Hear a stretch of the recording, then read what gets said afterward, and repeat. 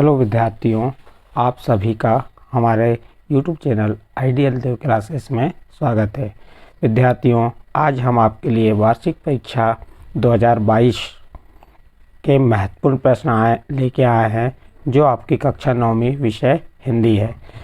इसमें आपको जो प्रश्न हैं ये राज्य शिक्षा केंद्र द्वारा भेजे गए हैं, महत्वपूर्ण प्रश्न हैं और इसका इकाई आवंटन है। इकाई 1 से 17 अंक आएगा, जिसमें 1 अंक के 7 प्रश्न आएंगे, 2 अंक के 3 प्रश्न आएंगे और 1 अंक का 4 अंक का 1 प्रश्न आएगा।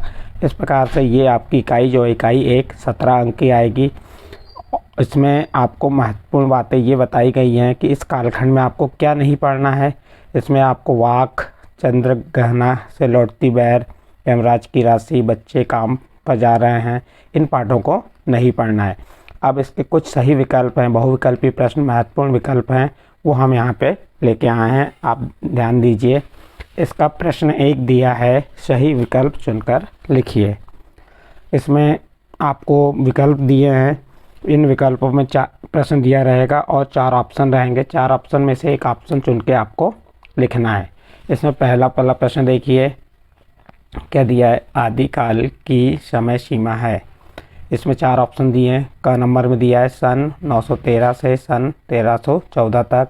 ख नंबर दिया है सन 1843 से 1947 तक। ग नंबर दिया है सन 1318 से सन 1643 तक और घ नंबर दिया है सन 1643 से 1843 तक। तो इसका सही यहाँ से आपको आंसर चुनना है और आपको आंसर शीट में लिखना है। तो इसका सही आंसर आ जाएगा क नंबर। कौन सा आएगा? क नंबर, सन 913 से सन 1318 तक। इसके बाद दूसरा प्रश्न नंबर 2 देखिए। प्रश्न नंबर 2 क्या है? सूरदास किस भक्ति शाखा के कवि हैं? सूरदास जो कवि हैं वो किस भक्ति शाखा के कवि हैं? तो यहाँ पे 4 ऑप्शन दिए, ज्ञान मार्गी शाखा, कृष्ण भक्ति शाखा, प्रेम मार्गी शाखा और राम भक्ति शाखा। तो इसका सही आंसर है सूरदास कृष्ण भक्ति शाखा के कवि हैं। कौन सी शाखा के? कृष्ण भक्ति शाखा। तो इसका ख नंबर सही है। इसके बाद तीसरा नंबर देखिए, आदिकाल को रामचंद्र शुक्ल ने नाम दिया। जो आदिकाल था उसको रामचंद्र शुक्ल ने क्या नाम दिया? उसके 4 ऑप्शन दिए हैं, चारण काल, वीरगाथा काल, अपभ्रंश काल और सिद्ध सामंत काल। तो इसका सही आंसर ग नंबर है, वीरगाथा काल। जो आदिकाल है, आदिकाल को रामचंद्र शुक्ल ने क्या नाम दिया था? वीरगाथा काल। अगला विकल्प देखिए, अगला विकल्प चौथा नंबर है, वीरगाथा काल का श्रेष्ठ महाकाव्य है।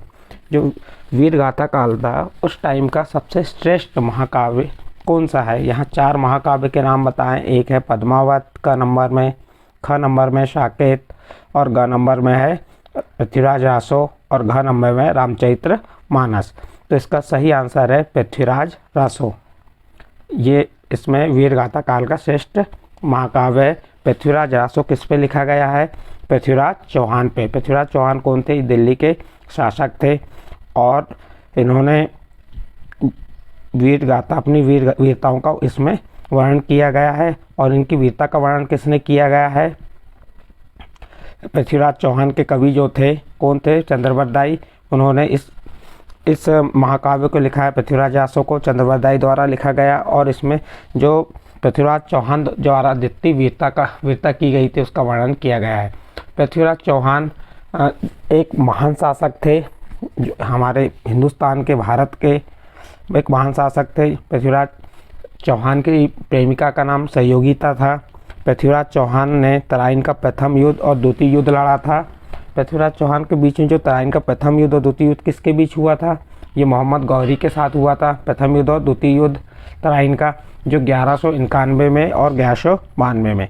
जो प्रथम युद्ध हुआ था 1191 में, उसमें पृथ्वीराज चौहान विजयी हुए थे और मोहम्मद गौरी हारे थे और पृथ्वीराज चौहान ने उन्हें जीवित छोड़ दिया था। लेकिन जब तराइन का द्वितीय युद्ध हुआ 1192 में, तो 1192 में क्या हुआ कि इसमें पृथ्वीराज चौहान हारे और मोहम्मद गौरी जीता था। और वहीं से उसके बाद से ही अपने गुलाम वंश की स्थापना हुई, क्योंकि मोहम्मद गौरी ने अपने जो गुलाम था कुतुबुद्दीन ऐबक उसको दिल्ली की गद्दी सौंप दिया और अब वापस चले गया। तो इस प्रकार ये वीर गाथा काल के श्रेष्ठ महाकाव्य, ये 4 महाकाव्य आप याद कर लेना। इसलिए याद कर लेना क्योंकि आपके पेपर में महाकाव्य के नाम पूछ लेता है। तो 4 महाकाव्य कौन कौन से हो जाएंगे? पद्मावत हो जाएगा, पृथ्वीराज रासो, साकेत और रामचरितमानस। तो ये चारों महाकाव्य आप याद कर लीजिए। पद्मावत किसने लिखा था? मलिक मोहम्मद जायसी ने। और पृथ्वीराज रासो किसने लिखा है? इसको चंद्रबरदाई ने। और साकेत मैथिली शरण गुप्त और रामचरितमानस तुलसीदास। इस प्रकार आपका ये प्रश्न 4 कंप्लीट हुआ। इसके बाद देखते हैं नेक्स्ट अगला प्रश्न है प्रश्न 5। प्रश्न 5 में क्या दिया है? इसमें दिया है प्रेम मार्गी शाखा के प्रतिनिधि कवि हैं। तो इसमें 4 ऑप्शन है, कबीर, तुलसीदास, जायसी और सूरदास। तो इसका सही आंसर आ जाएगा ख नंबर का जायसी। प्रेम मार्गी शाखा के प्रतिनिधि कवि कौन थे? जायसी। इसके बाद अगला प्रश्न देखिए। अगला प्रश्न क्या दिया हुआ है? प्रश्न नंबर 6 इसका। प्रश्न नंबर 6 है, चलिए प्रश्न नंबर 6 देखते हैं। कृष्ण भक्ति शाखा के कवि नहीं हैं।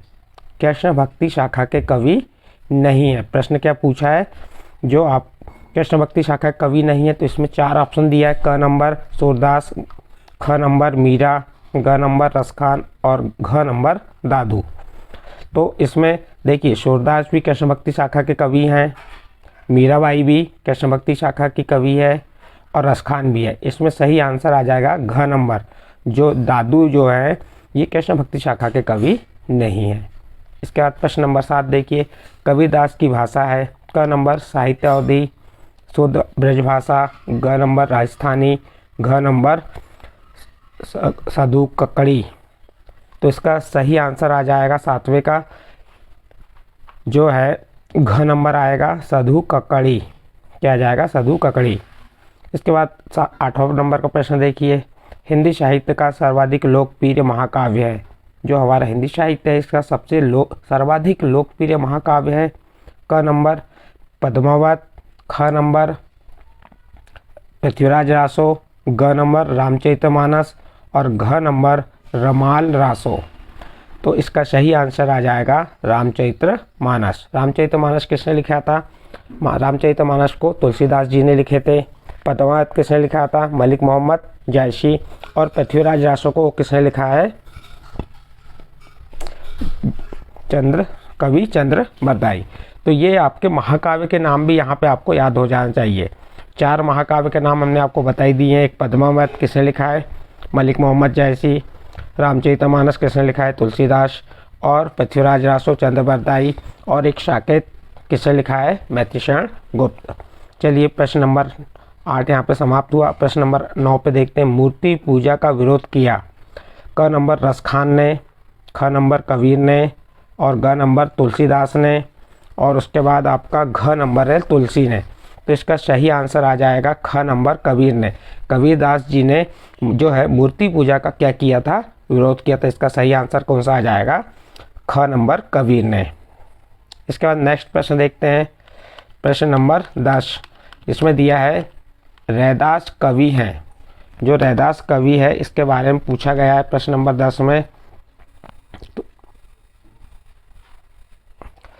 देखिए रैदास कवि हैं। क नंबर राम भक्ति शाखा के, ख नंबर कृष्ण भक्ति शाखा के, ग नंबर संत काव्यधारा के और घ नंबर सूफी काव्यधारा के। तो ये इसका सही आंसर आ जाएगा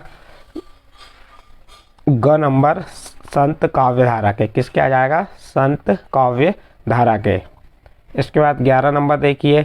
छायावाद के प्रमुख कवि हैं। छायावाद जो है, छायावाद के प्रमुख कवि है। छायावाद में प्रमुख कौन से कवि थे? तो छायावाद में प्रमुख 4 कवि होते हैं। कितने कवि हैं? 4 कवि होते हैं। और छायावाद के 4 कवि कौन से हैं ये भी मालूम होना चाहिए आपको। छायावाद के 4 कवि हैं सुमितानंदन पंत, महादेवी वर्मा, सूर्यकांत त्रिपाठी निराला, जयशंकर प्रसाद। ये छायावाद के 4 प्रमुख कवि हैं। तो आपका प्रश्न था छायावाद के प्रमुख कवि हैं तो कितने हैं? 4। अगला प्रश्न देखिए। प्रगतिवादी कवि। प्रगतिवादी कवि हैं रामधारी सिंह दिनकर, सूरदास, कबीर, महादेवी वर्मा। तो इसका सही आंसर आ जाएगा क नंबर रामधारी सिंह दिनकर। अगला प्रश्न देखिए, अगला प्रश्न है नई, प्रश्न नंबर 13, नई विधा स्थापित की गई, कब की गई? सन का नंबर सन 1853, ख नंबर सन 1953, ग नंबर सन 1959 में और घ नंबर सन 1970 में। तो इसका सही आंसर आ जाएगा आपका ख नंबर 1953 में। नई विधा स्थापित की गई कब? सन 1993 में। इसके बाद नेक्स्ट प्रश्न देखिए, प्रश्न नंबर 14, रस खान ने काव्य रचना की, जो रस खान थे उनने काव्य रचना की, क नंबर ब्रज भाषा में, ख नंबर मराठी भाषा में, ग नंबर पंजाबी भाषा में, घ नंबर इसमें से कोई नहीं। इसका सही आंसर आ जाएगा ब्रज भाषा में। रस खान ने काव्य रचना किसमें की? ब्रज भाषा में। अगला प्रश्न देखिए, कबीरदास ने आयु पाई थी, कबीरदास जो कवि थे उन्होंने आयु पाई थी, क नंबर 100 वर्ष, ख नंबर 120 वर्ष, ग नंबर 105 वर्ष, घ नंबर 110 वर्ष। इसका सही आंसर हो जाएगा 120 वर्ष। कबीरदास ने आयु पाई थी 120 वर्ष। चलिए आगे प्रश्न देखते हैं, प्रश्न नंबर 16। प्रश्न नंबर 16 क्या है? कबीर को वाणी वेदना लग रही है, कबीर को वाणी वेदना लग रही है। क नंबर देखिए इसका, क नंबर क्या दिया? कौवा की, ख नंबर कोयल की, ग नंबर कबूतर की, घ नंबर मैना की। इसका सही आंसर हो जाएगा कोयल की। कबीर को वाणी वेदना पूर्ण लग रही है किसकी? कोयल की। अगला प्रश्न देखते हैं, प्रश्न नंबर 17। प्रश्न नंबर 17 कह रहा है श्रवण किरण रचना, श्रवण किरण रचना है क नंबर कबीर की, ख नंबर रसखान की, ग नंबर सुमित्रानंदन पंत की, घ नंबर इनमें से कोई नहीं। तो इसका सही आंसर आ जाएगा ग नंबर सुमित्रानंदन पंत। श्रवण किरण रचना किसकी है? सुमित्रानंदन पंत। इसके बाद 18 नंबर का प्रश्न देखिए, ग्रामीण जीवन पूर्ण रूप से आश्रित होता है। तो ये प्रश्न का आंसर आप आसानी से दे देंगे। ग्रामीण जीवन यानी कि जो गांव में लोग रहते हैं उनका जीवन किस पे, पूरा किस पे आश्रित रहता है? तो उसका सही आंसर है, वो 4 ऑप्शन दिए, कारखानों पर, कृषि पर, सरकारी नौकरी पर, इनमें से कोई नहीं। जिसका सही आंसर है ख नंबर। ग्रामीण जीवन के लोग किस पे पूर्ण रूप से आश्रित रहते हैं? कृषि पर। जिसका ख नंबर क्या आ जाएगा? कृषि पर। और ग्रामीण ही नहीं, संपूर्ण हमारा देश किस पे निर्भर करता है? कृषि पे, क्योंकि हमारा जो देश है कृषि प्रधान देश है। अगला प्रश्न देखिए, मेघा आय रचना है, मेघा आय रचना है किसकी? क नंबर राजेश जोशी की, ख नंबर माखनलाल चतुर्वेदी की, ग नंबर सर्वेश्वर दयाल सक्सेना की, घ नंबर सुमित्रानंदन पंत की। इसका सही आंसर है सर्वेश्वर दयाल सक्सेना, ग नंबर सर्वेश्वर दयाल सक्सेना। जो मेघा आय रचना किसकी है? सर्वेश्वर दयाल सक्सेना की। ठीक है, नेक्स्ट अगला प्रश्न देखते हैं, 20 नंबर का प्रश्न है और अंतिम विकल्प है ये। क्या दिया है अंतिम विकल्प? सुमित्रानंदन पंत के काव्य में इनके शब्दों की प्रधानता होती है। क नंबर संस्कृत के शब्दों में, ख नंबर उर्दू के शब्दों में, ग नंबर फारसी के शब्दों में और घ नंबर इनमें से कोई नहीं। तो इसका सही आंसर होगा सुमित्रानंदन पंत के काव्य में उसके शब्दों की प्रधानता क नंबर संस्कृत के शब्दों में। किस में आ जाएगा? संस्कृत के शब्दों में। इस प्रकार यहाँ पे आपके जो सही विकल्प थे वे समाप्त हुई। आपको हमने 20 सही विकल्प बताए। यहाँ से आपके 1 या 2 अंक निश्चित है कि यहीं से पूछे जाएंगे। ठीक है, अब आगे बढ़ते हैं। प्रश्न नंबर 2, रिक्त स्थान में सही शब्द चुनकर लिखिए। यहाँ पे आपको रिक्त स्थान दिया रहेगा और उसके यहाँ पे 2 ऑप्शन दिए। इन 2 ऑप्शन में से सही ऑप्शन को आपको चुन के लिखना है।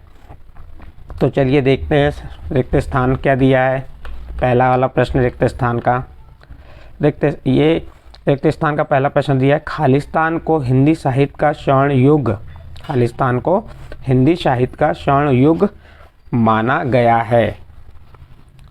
तो इसका सही आंसर आ जाएगा भक्ति काल आएगा या वीरगाथा काल। तो इसका सही आंसर आएगा भक्ति काल। किसको माना गया है? भक्ति काल को हिंदी साहित्य का स्वर्ण युग माना गया है।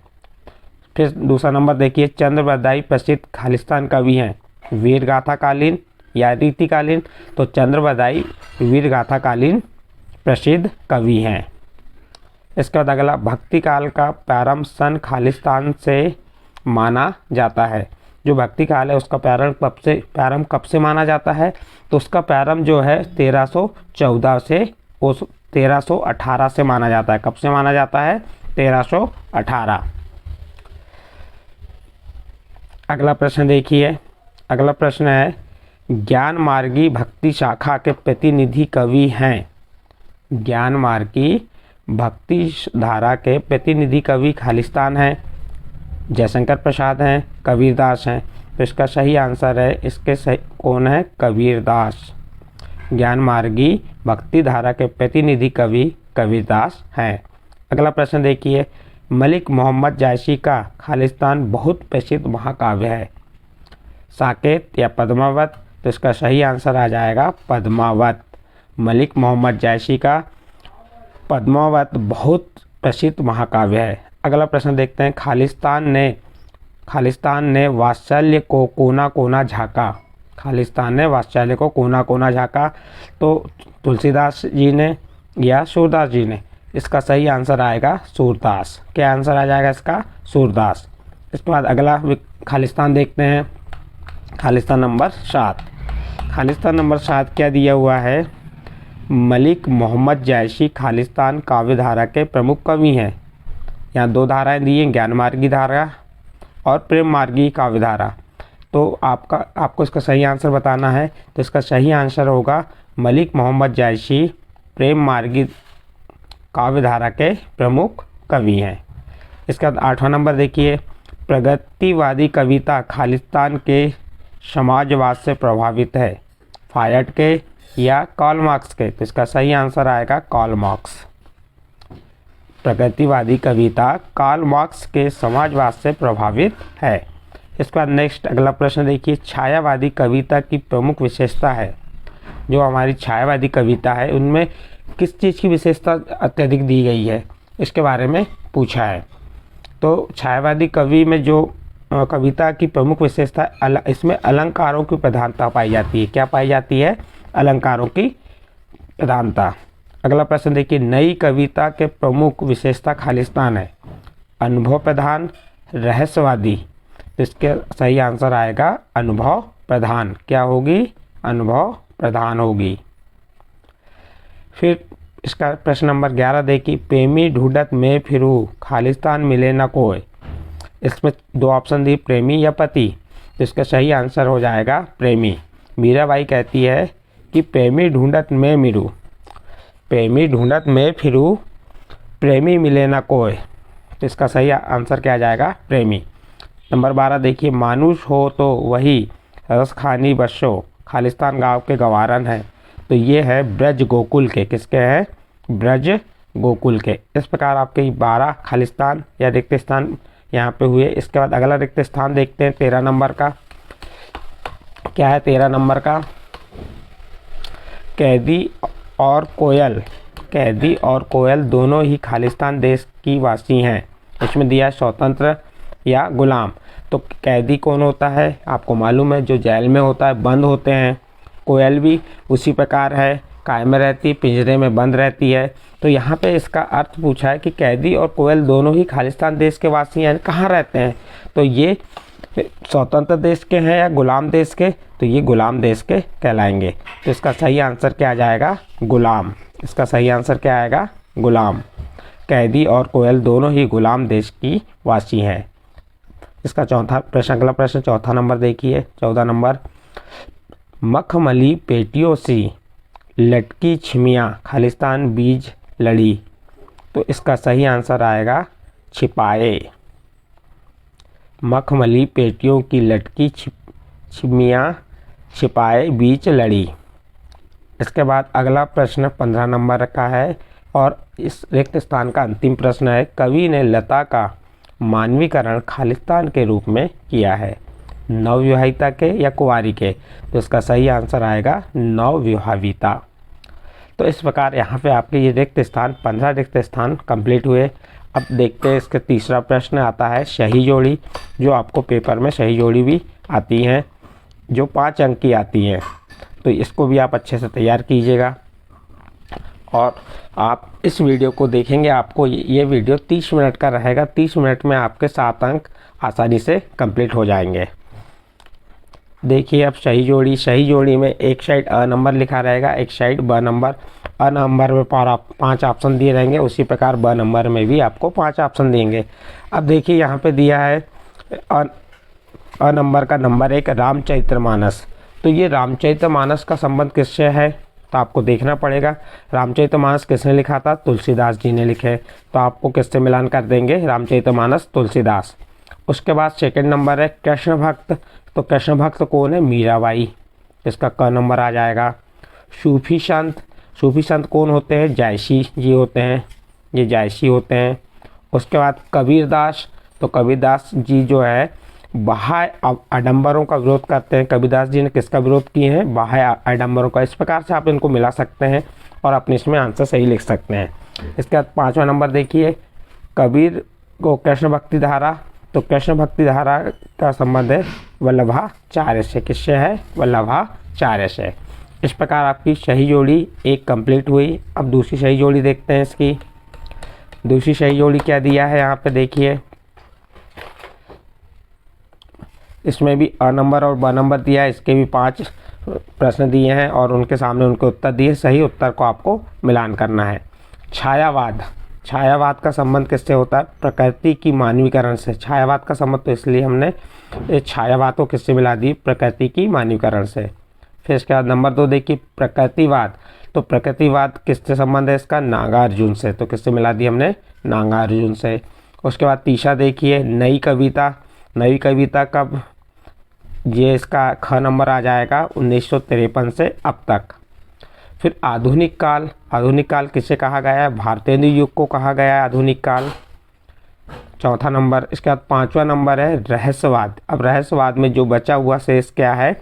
घ नंबर क्या है? छायावाद के समकक्ष। तो इस प्रकार से ये आपकी सही जोड़ी दूसरी मिलान करके बता दी हमने कि छायावाद का संबंध किससे? प्रकृति की मानवीकरण से। प्रकृतिवाद नागार्जुन। नई कविता 1953 से अब तक। आधुनिक काल भारतेंदु युग। और रहस्यवाद छायावाद के समकक्ष। इसके बाद अगली सही जोड़ी तीसरी नंबर सही जोड़ी देखते हैं।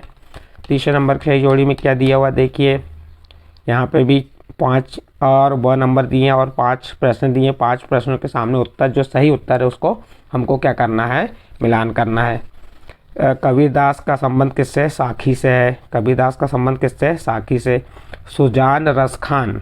तो इसका संबंध आ जाएगा रसखान से। गर्म हवाएं जो है ये है सर्वेश्वर दयाल सक्सेना से संबंध है इसका। फिर चौथा देखिए, माखनलाल चतुर्वेदी जो है हिमतरंगिणी क्या आ जाएगा? क नंबर हिमतरंगिणी। और सुमिता नंदन पंत। तो सुमिता नंदन पंत ने क्या लिखी? वीणा पल्लव। तो इस प्रकार से आपकी ये कौन सी सही जोड़ी? तीसरे नंबर का जो प्रश्न की सही जोड़ी कंप्लीट हुई। अब अगला प्रश्न आता है, एक वाक्य में उत्तर लिखिए। अब एक वाक्य में उत्तर लिखना हम देखते हैं।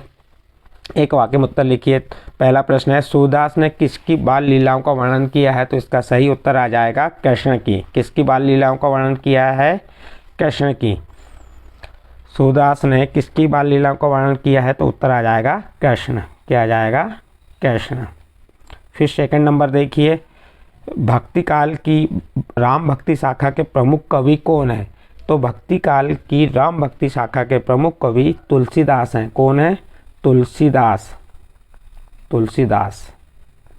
फिर अगला प्रश्न देखिए, तीसरा नंबर, बीजक किसकी रचना है? तो बीजक कबीर की रचना है। किसकी रचना है ये? कबीर। बीजक किसकी रचना है? कबीर। फिर उसके बाद चौथा नंबर देखिए, सगुण भक्ति की कितनी शाखाएं होती हैं? सगुण भक्ति की 2 शाखाएं होती हैं। कितनी शाखाएं होती हैं? 2। सगुण भक्ति की 2 शाखाएं हैं। फिर देखिए अगला पांचवा नाम, भक्ति काल के नाम का आधार क्या है? भक्ति काल के नाम का आधार क्या है? तो भक्ति की भावना की प्रधानता। जो भक्ति काल के नाम का आधार भक्ति की भावना की प्रधानता है। अगला प्रश्न नंबर 6, वीर गाथा काल में किस काव्य शैली की प्रमुखता है? तो जो आपका वीर गाथा काल है, इस काल में प्रबंध काव्य शैली की प्रमुखता है। इसके बाद देखिए प्रश्न नंबर 7, छायावाद के प्रमुख 4 स्तंभ कौन से हैं? अब इसके पहले हमने आपको बताया कि छायावाद के जो 4 स्तंभ है वो कवि हैं, 4 कवि हैं। कौन कौन से? सुमित्रानंदन पंत, महादेवी वर्मा, सूर्यकांत त्रिपाठी निराला और जयशंकर प्रसाद। ये जो है छायावाद के प्रमुख 4 स्तंभ हैं। अगला प्रश्न देखिए, प्लय सृजन रचना किस कवि की है? प्लय सृजन रचना किस कवि की है? तो इसका उत्तर होगा सुमित्रानंदन पंत। इसका प्रश्न नंबर 9 देखिए, वह तोड़ती पत्थर कविता किस कवि ने लिखी है? तो इसका उत्तर हो जाएगा सूर्यकांत त्रिपाठी निराला। अगला प्रश्न देखिए, प्रश्न नंबर 10, नई कविता की कोई एक विशेषता लिखिए। तो जो नई कविता है उसकी एक विशेषता हो जाएगी क्षण का महत्व या शिल्पगत नवीनता, बौद्धिकता। ये क्या हो गई? नई कविता की विशेषताएं हो गई। अगला प्रश्न इसी में आगे दिया हुआ देखिए, प्रश्न नंबर 11। प्रश्न नंबर 11 क्या है देखते हैं। कबीरदास जीवन के अंतिम दिनों में कहाँ चले गए? ये आपका महत्वपूर्ण प्रश्न है। कबीरदास जीवन के अंतिम दिनों में कहाँ चले गए? तो वह चले गए मगहर। कैसे लिखते हैं देख लीजिए, मगहर। कहाँ चले गए? ये मगहर चले गए। इसके बाद अगला प्रश्न देखिए, ज्ञान की तुलना किससे की गई? ज्ञान की तुलना आंधी से की गई। इसका उत्तर क्या हो जाएगा? ज्ञान की तुलना आंधी से की गई। फिर अगला प्रश्न देखिए 13 नंबर, मुरलीधर तथा अधरा में कौन सा अलंकार है? मुरलीधर तथा अधरा में कौन सा अलंकार है? तो इसमें यमक अलंकार आ जाएगा। अगला नेक्स्ट प्रश्न देखिए 14 नंबर का, कवि रस खान किससे अन्यन भक्त हैं? किसके अन्यन भक्त है? तो ये है कृष्ण के। कवि रस खान किसके अन्यन भक्त है? तो कृष्ण के। अगला प्रश्न देखिए, कोयल अपने गीतों के माध्यम से अंग्रेजी सरकार के विरुद्ध किसको बढ़ावा दे रही है? कोयल अपने गीतों के माध्यम से अंग्रेजी सरकार के विरुद्ध संघर्ष को बढ़ावा दे रही है। इसका सही आंसर क्या आ जाएगा? संघर्ष को। सुमित्रानंदन पंत ने किसके विचारों से प्रभावित होकर कॉलेज छोड़ दिया? तो सुमित्रानंदन पंत ने महात्मा गांधी के विचारों से प्रभावित होकर कॉलेज छोड़ दिया। अगला प्रश्न है, चांदी की सी उजली जाली में कौन सा अलंकार है? क्या है आपका अगला प्रश्न? प्रश्न नंबर 17, चांदी सी उजली जाली में कौन सा अलंकार है? देखते हैं इसका अलंकार क्या है। अभी चांदी उजली जाली में, तो इसमें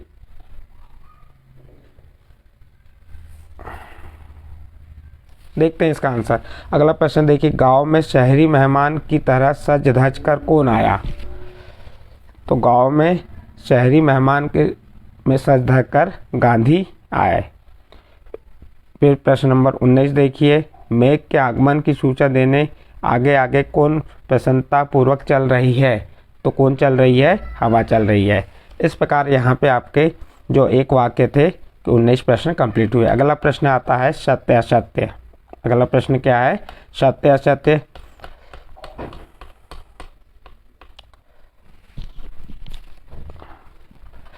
मीराबाई आदिकाल की कवित्री है, असत्य। इसका आंसर क्या आएगा? असत्य। फिर नंबर 2, जायसी सूफी काव्य परंपरा के कवि है, बिल्कुल सत्य। तीसरा नंबर देखिए, कामायनी के रचयिता तुलसीदास है, असत्य। चौथा नंबर देखिए, तुलसीदास रीतिकालीन कवि हैं, असत्य। पांचवा, राम भक्ति शाखा के प्रमुख कवि सूरदास है, राम भक्ति शाखा के प्रमुख कवि सूरदास हैं, असत्य। छठवां नंबर देखिए, शूरसागर भक्ति काल की रचना है, सत्य। सातवां नंबर देखिए, छायावाद में व्यक्तिवाद की प्रधानता नहीं है, असत्य। आठवां नंबर देखिए, निराला जी की रचना कुकरमुत्ता है, सत्य। निराला जी की जो रचना है वो क्या है? कुकरमुत्ता है। 9वां नंबर देखिए, 9वां नंबर क्या कह रहा है? नई कविता में खड़ी बोली में रचनाएं अधिक की गई, सत्य। नई कविता में खड़ी बोली में रचनाएं अधिक की गई, सत्य है इसका आंसर। फिर 10वां नंबर देखिए, मानसरोवर वास्तव में कैलाश पर स्थित एक पवित्र तालाब है, सत्य इसका आंसर हो जाएगा सत्य। ईश्वर काबा कैलाश में मिल सकता है, ये भी सत्य है क्योंकि ईश्वर कहाँ रहता है, काबा या कैलाश हिमालय पर्वत पे रहता है। इसके बाद 12 नंबर देखिए, काली कोऊ कितनों समूह झेऊ में अलंकार है, यमक अलंकार है, असत्य। फिर 13 नंबर देखिए, मनुष्य रूप में जन्म लेने पर कवि ब्रज के गांव में बसना चाहता है, सत्य।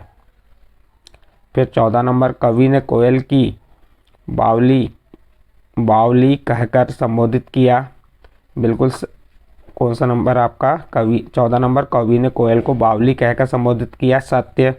15 नंबर, जेल में स्वतंत्रता सेनानी से कार्य नहीं कराया जाता है, असत्य। वहाँ पे जेल में स्वतंत्रता सेनानियों से भी कार्य कराया जाता है। इसके बाद 16 नंबर देखिए, ग्राम श्री कविता में कवि ने नई अभिव्यंजना को स्थान दिया, सत्य। अगला प्रश्न देखिए, ग्राम श्री कविता में कवि के अनुसार अमरूद पक गए हैं परंतु मीठे नहीं हैं, इसका आंसर हो जाएगा सत्य। अगला 18 नंबर का और अंतिम सत्य असत्य है, पानी परात भर के रूपक अलंकार है, असत्य। यह रूपक अलंकार नहीं है। इस प्रकार विद्यार्थियों, आपको हमने जो आपके विषय हिंदी के इकाई एक के अंतर्गत जितने भी सही विकल्प, खालिस्तान और सत्य असत्य थे उन्हें बताए, ये आपके 7 अंक के आएंगे। और इनके और कुछ महत्वपूर्ण प्रश्न हैं जो आपको 2 अंक में आना है, जैसे वीर गाथा काल की 2 विशेषता बताइए, वीर गाथा काल के प्रमुख 4 कवियों के नाम बताइए, आदिकाल की वीर गाथा का। तो इन प्रश्नों के उत्तर हम अभी आपको अगले आने वाले वीडियो में लिख के बता देंगे, जो इम्पोर्टेंट है आपकी परीक्षा की दृष्टिकोण से। 2 अंक के आएंगे और 4 अंक के आपके आएंगे क्या, प्रसंग और संदर्भ। जैसे आपको दे दिया, मानसरोवर प्रेमी ढूंढत में फिरू, प्रेमी मिले न कोई, प्रेमी को प्रेमी मिले सव्य समृत हो। इस प्रकार से आपको ये पद्यांश दिए रहेंगे काव्य के, उनके आपको संदर्भ और प्रसंग और अर्थ लिखना है। तो ये 4 अंक के आएंगे। तो ये जो इकाई 1 थी आपकी, इकाई 1 कितने अंक की आना है, इकाई 1 17 अंक की आना है, जिसमें आपको 7 अंक के विकल्प खालिस्तान सत्य असत्य आएंगे, 2 अंक के 3 प्रश्न आएंगे, ऐसे 2 अंक के 3 प्रश्न 6 अंक होंगे, और एक प्रश्न आपका जो आएगा संदर्भ और प्रसंग वाला वो रहेगा आपका 4 अंक का। तो इस प्रकार से ये इकाई से आपको कितने अंक कंप्लीट होना है, 17, और इस वीडियो के माध्यम से आप 7 अंक कंप्लीट कर सकते हैं। यदि आपको हमारा यह वीडियो पसंद आया है तो इसे लाइक कीजिए, सब्सक्राइब कीजिए और अन्य ग्रुप में शेयर ज़रूर कीजिए। ठीक है।